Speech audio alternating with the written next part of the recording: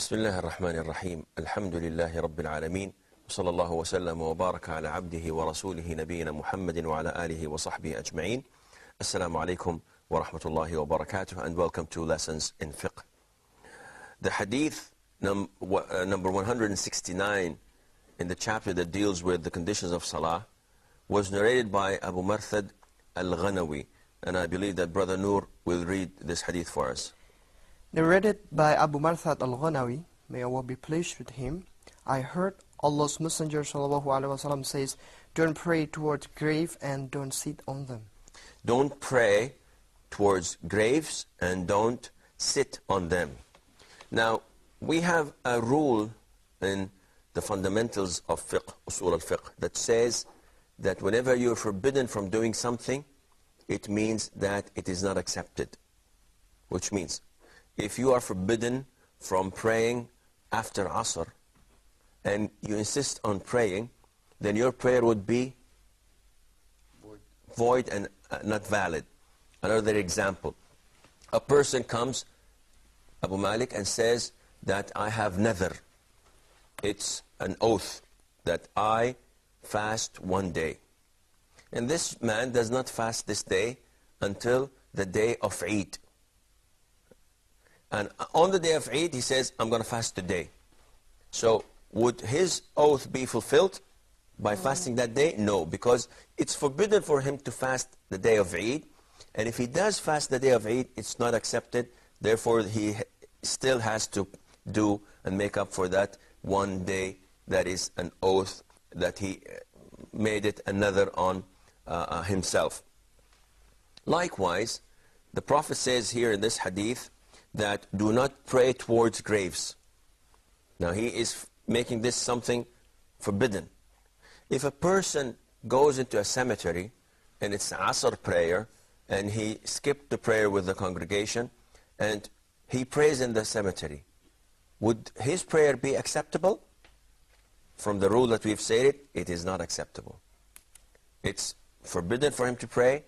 If he prays, he has to pray it again once he goes out of the graveyard or of the cemetery. And why is that? This is to protect Islam, to protect you from a possibility that you may associate others with Allah Azza wa Jal. Now, a lot of people would jump to conclusions and say, who would worship a dead person? Who would worship a corpse that died? Well, this question sounds very logical, but throughout the history, we've seen people worshiping dead people, and they're still doing it until today. And this is a sign of the absence of Iman, the absence of Tawheed, and the absence of a clear mind to tell you what to do and what not to do. Ibn al-Qayyim says that this is one of the greatest tricks and traps of Satan to Muslims, where he makes them glorify the dead. And this is, you can see this. Whenever you have a scholar or you have a pious person and he dies, Satan immediately comes and say to you that this is a great loss. So we have to bury this nice or good man. And when you bury him, we have to do something extra. We have to glorify this man. We have to respect him even after his death. And people start to innovate bits and pieces here and there until they worship this dead person. And this is found in lots of Islamic countries, where you have mosques and you have dead people buried inside the mosques. And they claim and say that we don't worship them. But if you see them going round, for example, the grave of Al-Hussein. Al-Hussein is the son of Ali. That means he is the grandson of the Prophet ﷺ. And Al-Hussein has been assassinated. He was killed in Iraq, in Karbala. And if you look at the Muslim world, you'd find that there's a shrine for him somewhere in Iran, and another one in Iraq, and a third one probably in Egypt. I don't know if they have anything for him in Syria. I don't know if they have anything for him in Afghanistan. No, in Afghanistan, the grave of Ali Karamallah Wajhu. Okay, now they say in Afghanistan they have the grave of Ali ibn Abi Talib, the cousin of the Prophet sallallahu alaihi wasallam. I think it's in Mazari Sharif. Yeah, Mazari. Now, this is strange. Ali never ever left the Arabian Peninsula. He was in Iraq. How did his body reach Afghanistan? It definitely did not. But people came and said, well, the Muslims there need, a boost. They have strong Islam. So what can we do to make this strong Islam redirected to bad Islam? Let's put the awliya, let's put these ideas of making these places sacred for them, and this diverts them from the Quran and Sunnah. And he succeeded. If you go to Iran, they tell you that this is the grave of Hussein.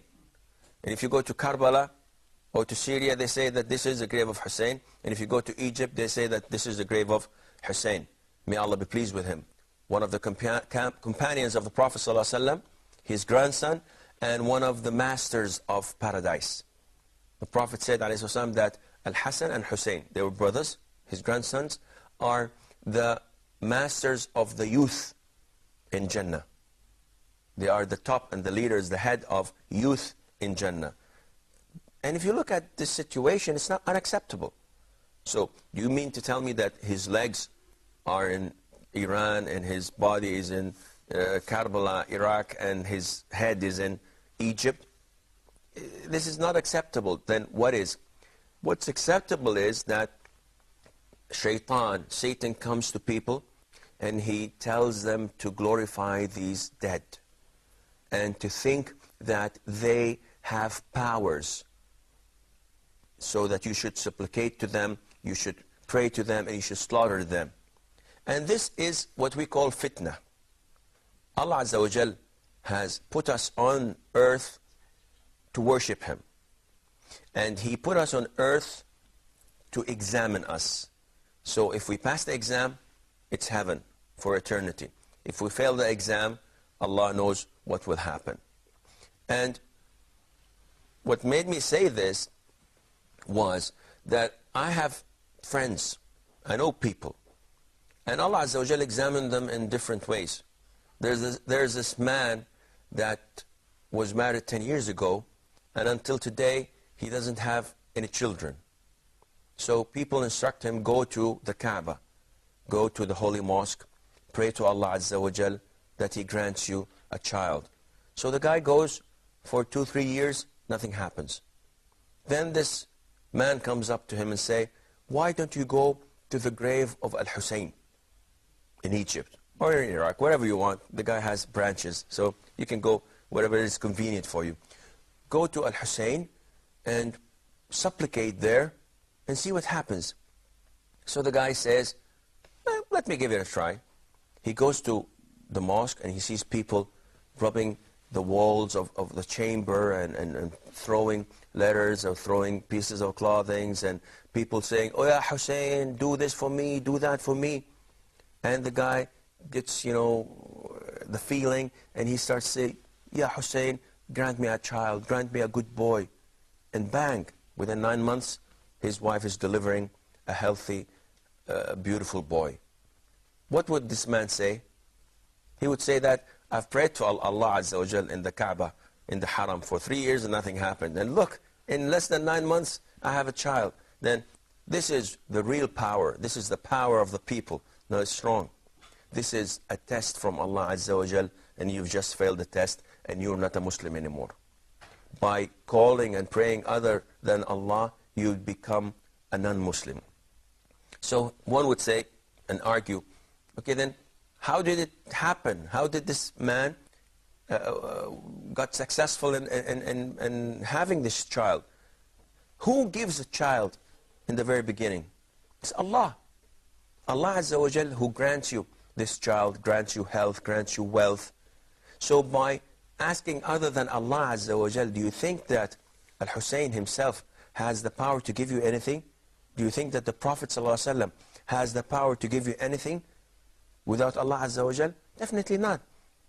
We're told not to glorify the dead, not to praise them. They're dead. We ask Allah for forgiveness for them, not to go and seek what we want from them. And that is why it's forbidden for us to pray to graves.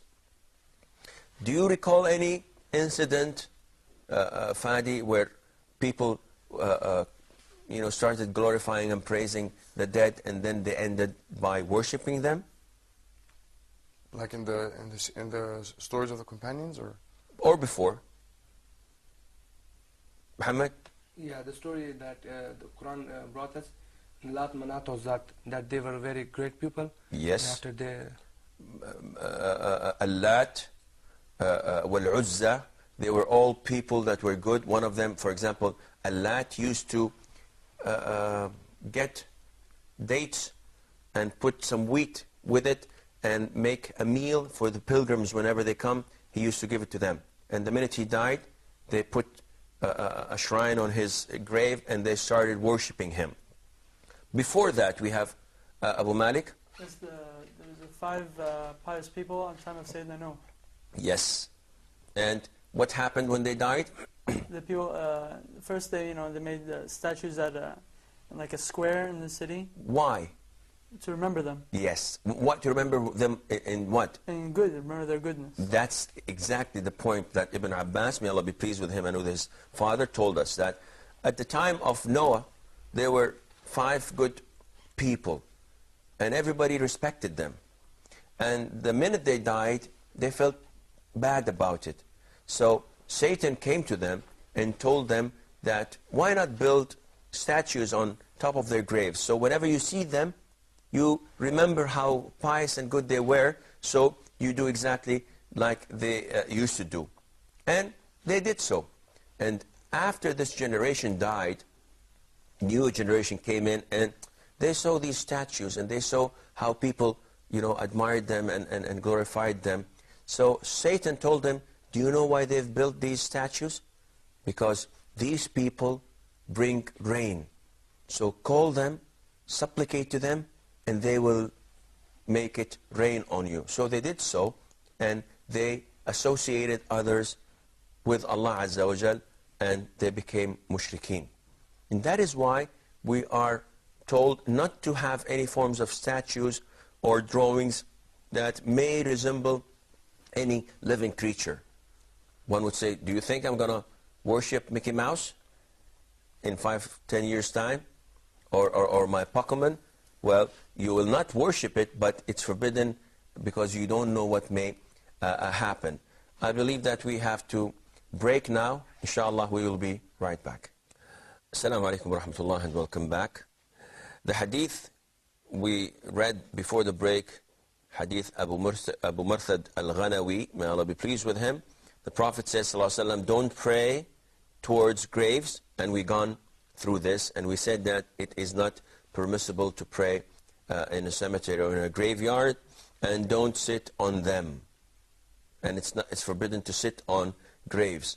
A question just popped into my mind, and I hope I find the answer to it with you guys.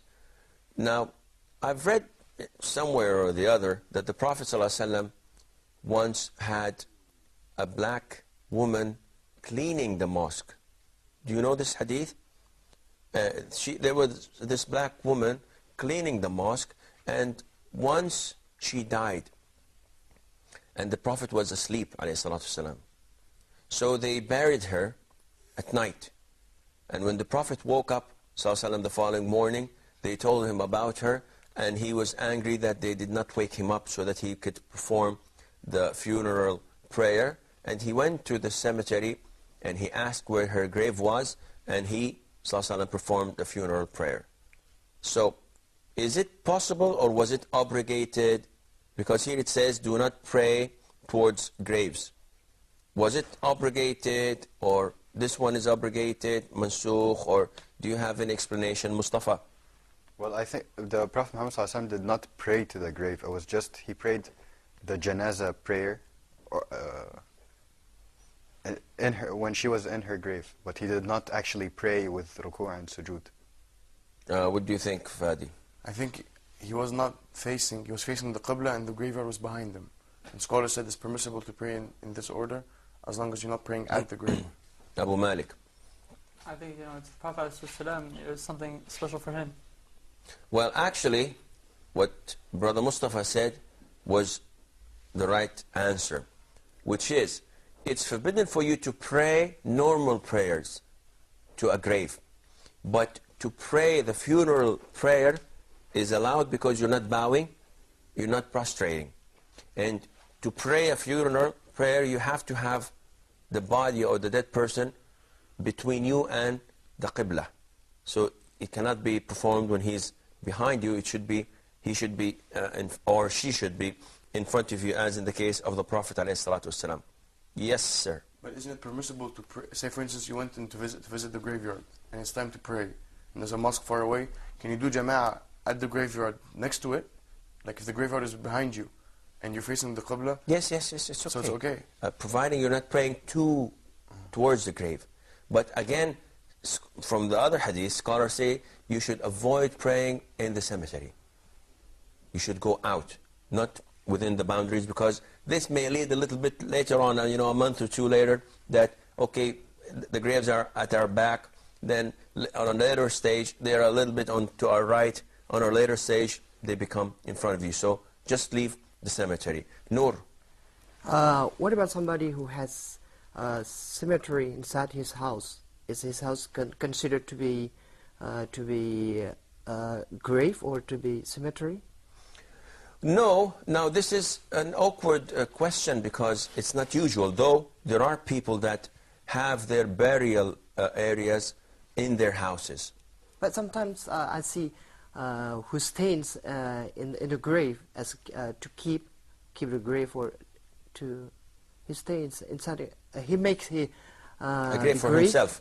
Yeah. He spends the night there. Yes, he spends the night. This was reported by some of the scholars in long times, and I don't know if this is a fact or a myth, because it's reported, and you have to synchronize lots of the things that you read.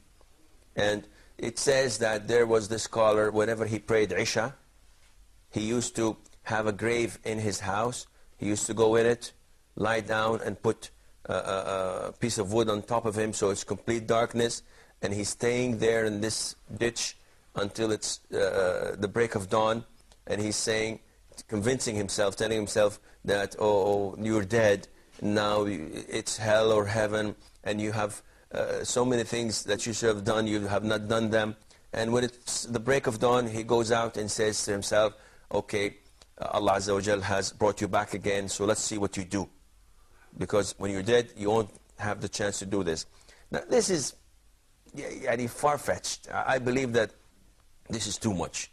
A person goes, and it's an innovation. This is a bid'ah. This is not recommendable.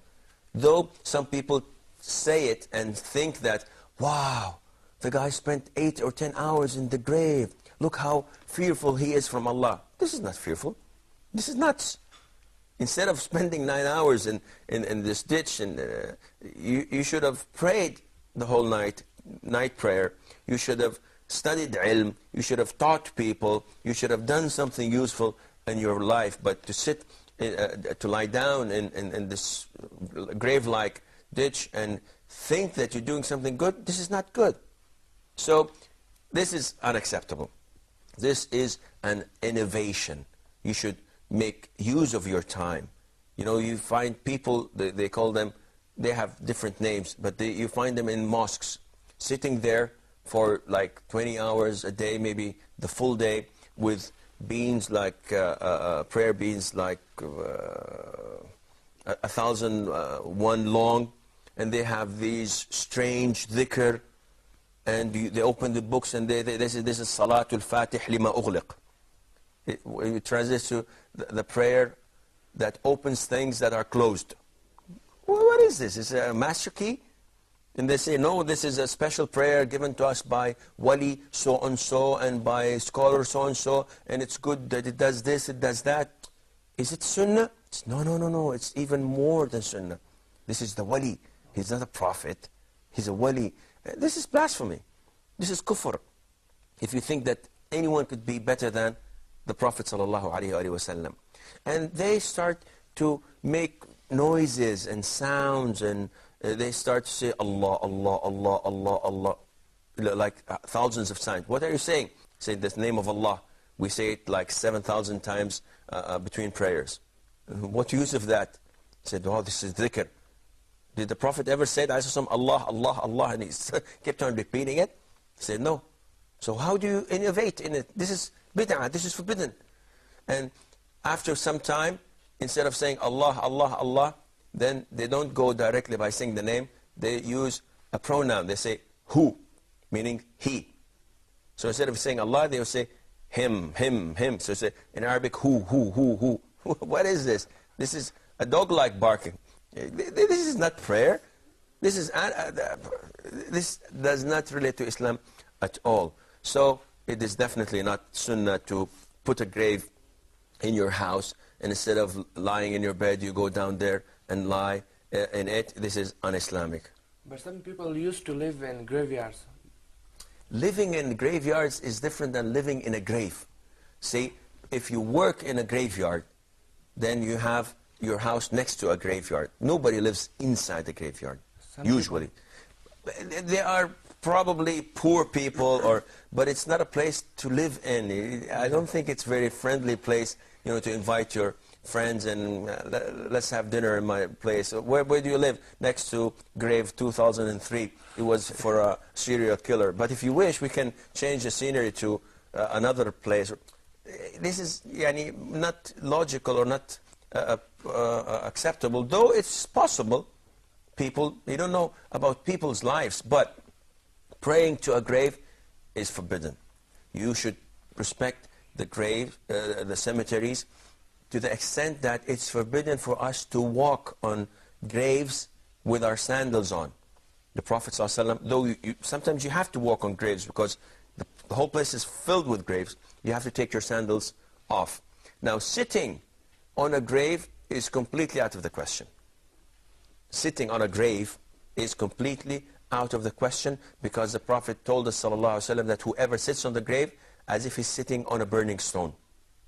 This is a punishment. And this tells you the respect we have for the dead. They're dead, they're history, but we respect the dead. And likewise, how would you think that we would respect the living?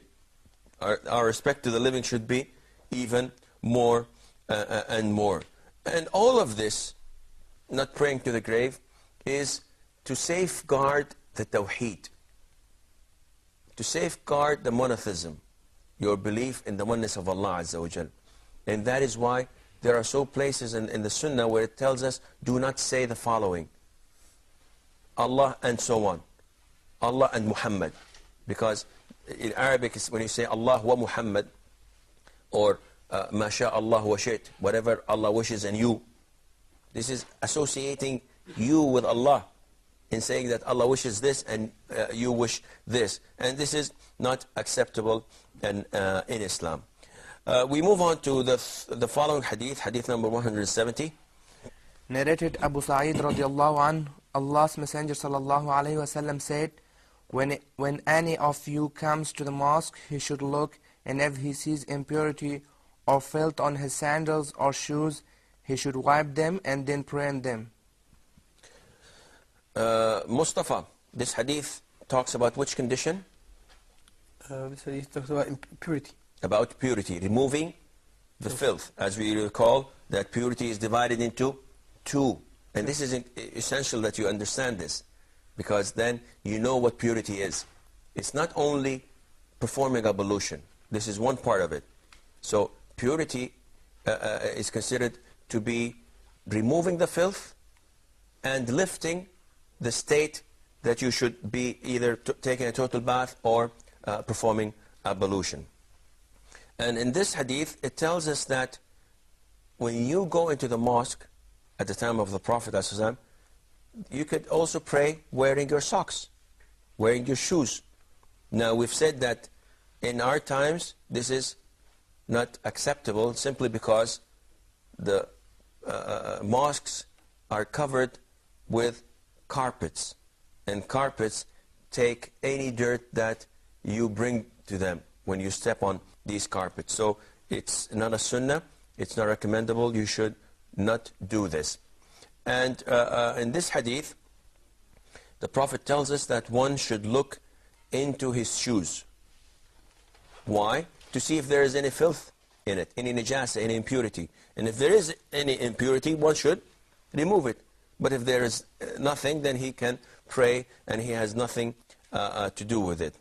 Is it sunnah to pray wearing sandals? Mustafa.